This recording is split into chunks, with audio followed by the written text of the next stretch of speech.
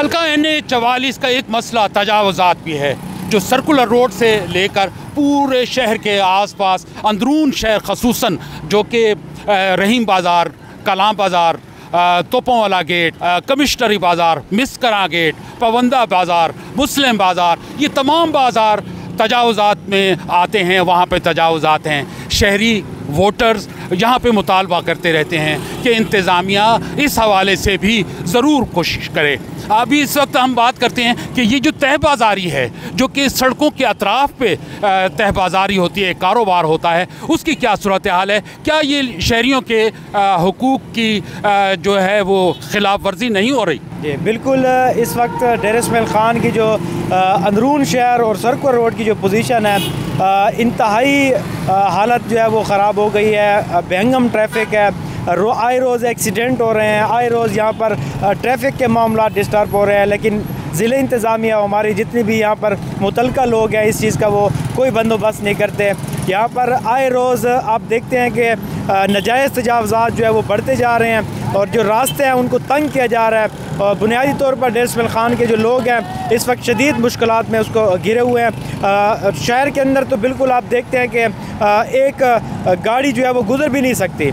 ये जो तय बाज़ारी है इन्होंने रोड को तंग कर दिया है, जिससे शहरी जो है वो शदीद मुश्किलात में घिरे हुए हैं। अच्छा, ये शहर की खूबसूरती पे करोड़ों रुपए लगाए गए, बहुत सारी जगहों पे पौधे लगाए, ग्रीन बेल्ट्स लगाए गए और मॉन्यूमेंट्स बनाए गए, मॉडल्स लगाए गए। खूबसूरती पे पैसे लगाकर शहर की खूबसूरती को बढ़ाते हैं और फिर साथ में तजावुज़ात की शक्ल में एक बदसूरती का एक सिलसिला शुरू हो जाता है। तो ये तज़ाद नहीं नज़र आता। यहाँ पर जितने भी ब्यूटिफिकेशन फ़ंड आए हैं वो ऐसी जगहों पे लगाए गए हैं कि वक्ती तौर पर वो उसकी चमक दमक तो होती है, लेकिन उसके बाद उसकी कोई केयर नहीं की जाती, कोई कंसेप्ट नहीं है चीज़ों की मेंटेनेंस का। गवर्नमेंट एक चीज़ देती है, उसके बाद उसका कोई पुरसान हाल नहीं होता और वो चीज़ अपने आप ख़त्म हो जाती है, उल्टा आवाम के लिए वबाल जान बन जाती है।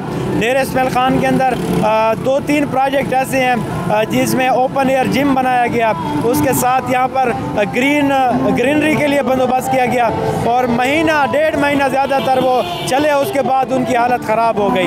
आवाम में यही तासर होता है कि ऐसे प्रोजेक्ट लाए जाते हैं जो कि इनकी इंतज़ामिया के जो यहाँ पर इलेक्ट लोग होते हैं उनकी कमाई का ज़रिया होता है। ऐसे प्रोजेक्ट जो लाते हैं इससे आवाम को कोई फ़ायदा नहीं हो रहा। जिस तरह से अभी हमें एक वोटर ने बताया कि ग्रीन बेल्ट्स बनाए गए, यहाँ पे खूबसूरत मॉन्यूमेंट्स बनाए गए और उनकी फिर देखभाल नहीं की गई, यानी खर्चा होने के बाद पैसा हज़म हो गया और उसके बाद किसी ने उसको पूछा नहीं कि क्या सूरत हाल है उस करोड़ों रुपए की जो कि ब्यूटिफिकेशन फ़ंड के ऊपर लगाए गए। सफाई सुथराई के बगैर खूबसूरती मुमकिन है? नहीं, आजकल के दौर में ये सब कुछ, ये गंद गलाजत सब कुछ है। ये जो आजकल के इलेक्शन के लोग अभी आ रहे हैं, ना सफाई का ख्याल, अभी 2-3 दिन के लिए सफाई का ख्याल रख लेते हैं, फिर उसके बाद कुछ भी नज़र नहीं आते। इसे खुदारा हमारे हाल पे थोड़ा वो गुजारा कर लो, कुछ भी नहीं है हमारे पास। लेकिन हमारे लिए ये 2-3 दिन के लिए शोबाज़ या न करो, बस कोई तरतीब बनाओ सब कुछ के लिए कि हमारे आने वाले और जो नुमाइंदा मुंतखब करते हो अपना वोट ज़ाया न करो इस पे।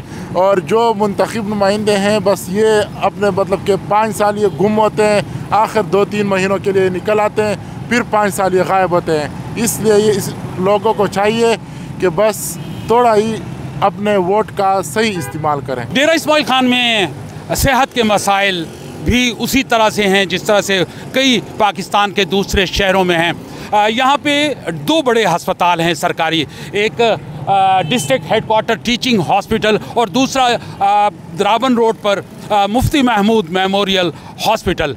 ये दोनों अस्पतालों के हवाले से जो डेरा इस्माइल ख़ान के आम शहरी हैं, आम वोटर्स हैं, उनका ये ख्याल है कि ये पोस्ट खाने हैं। यहाँ पे मरीज़ों को, जो बड़ी अमराज के लोग होते हैं, उनको जब लाया जाता है तो उनको या तो मुल्तान रेफ़र किया जाता है और या फिर कहा जाता है कि इसे पेशावर, इस्लामाबाद और लाहौर ले जाएं। मतलब यहाँ पे बहुत सारे शोबाजात सेहत के यहाँ पे नहीं हैं। यहाँ पे मौजूद लोगों से हम पूछते हैं कि क्या उनके मसाइल शहरियों के जो हेल्थ से मुताल्लिक हैं वो हल हो पाते हैं? क्या बताएं कि सूरत हाल या क्या आप समझते हैं? अस्सलाम वालेकुम सर, एक तो इवन प्रॉपर यहाँ पर ना तो कोई डॉक्टर स्पेशलिस्ट हैं, इवन आप ये थोड़ा सा अपना कैमरामैन दिखा दे तो ये हॉस्पिटल के बाहर देखें, ये गन ज़रा, ये डस्टबिन बना हुआ है हॉस्पिटल ना, टेस्ट प्रॉपर यहाँ पे, एक्सरे की सहूलत, एक्सरे के पैसे तक भी हर चीज़ के चार्ज होते हैं। गरीब आदमी किधर जाए? सियासी लोग मर चुके हैं तकरीबन, सब उसी दौड़ में लगे हुए हैं आवाम को बेवकूफ़ बनाने के लिए। और हॉस्पिटल्स, डॉक्टर्स तो यहाँ पे हैं ही नहीं, सीरियसली बिल्कुल नहीं। आप ये बता रहे हैं कि यहाँ पे स्पेशलिस्ट डॉक्टर्स तो हैं, मगर ये कि तमाम शोबों के माहिरीन मौजूद नहीं हैं, हम ये कह सकते हैं। टीचिंग हॉस्पिटल भी नहीं है, वो चिल्ड्रन हॉस्पिटल भी नहीं है। और आप चिल्ड्रन वार्ड में जाके देखें सर, क्या हालात हैं, एक बेड पे 4-4, 5-5 बच्चे पड़े हुए हैं। और उधर ना डॉक्टर्स आते हैं, स्पेशलिस्ट आता है दिन में एक चक्कर मारता है सिर्फ। और टेस्ट जितने भी हैं वो बाहर लेबॉर्ट्री पर आते हैं, अंदर कोई टेस्ट नहीं होता। जी सर, बेसिकली मसला ये आ रहा है कि यहाँ के चिल्ड्रन वार्ड जो है ना वो काफ़ी वीक हैं। मतलब कि अक्सर मसला ये आ रहा है कि बच्चों को किनोले पास ही नहीं हो रहे यहाँ से, उनको फिर रेफ़र करते हैं ज़राना हॉस्पिटल, वहाँ पे नहीं होते तो वो कहते हैं या बस आपकी अपनी मर्ज़ी जहाँ से करवाते हैं करवा लें, तो प्राइवेट से भी नहीं हो सकते। ये काफ़ी बड़ा इशू है, ख़ासकर चिल्ड्रन हॉस्पिटल अलग होना चाहिए डिया खान में।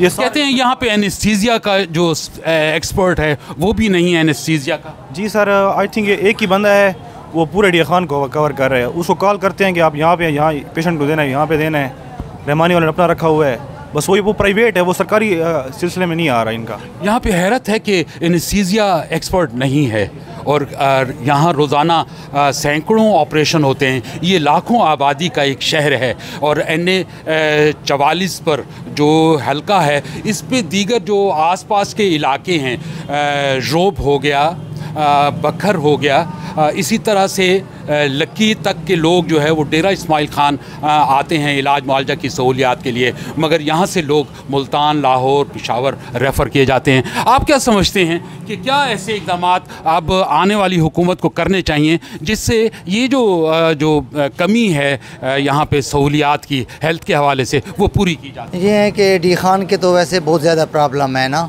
हॉस्पिटल के अलावा बाकी मसले मसाइल भी बहुत ज़्यादा हैं।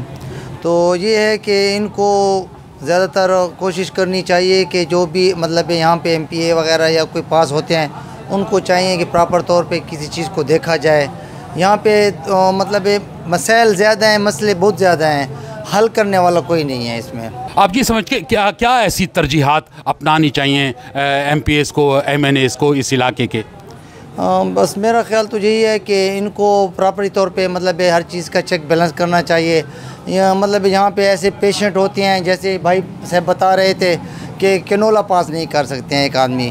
तालीम के शोबे में इस इलाके के मसाइल जो के तू हैं, यकीनी तौर पर यूनिवर्सिटीज़ भी मौजूद हैं, तलबा और तालबात के कॉलेजेस भी मौजूद हैं, रिवायती तालीम पर ज़्यादा फोकस नज़र आता है। जब हमने बात की तलबा और तालबात से तो उनका कहना था कि information technology, allied health sciences और आर्टिफिशियल इंटेलिजेंस के हवाले से जो इदारे हैं वो ज़्यादातर प्राइवेट हैं और वहाँ पर तालीम तो दी जाती है, मगर वो इतनी महंगी है कि आम आदमी या वो वालिदैन जो इनकी मुआशी हालत इतनी बेहतर नहीं है, वो वहाँ पर तालीम हासिल करना उन बच्चों का मुमकिन ही नहीं रहा। यहाँ पे मौजूद कुछ तलबा से बात करते हैं कि उनका क्या कहना है। जी बताएं, क्या सूरत हाल है यहाँ पे? तालीम जो दी जा रही है वो आज के तकाज़ों के मुताबिक है?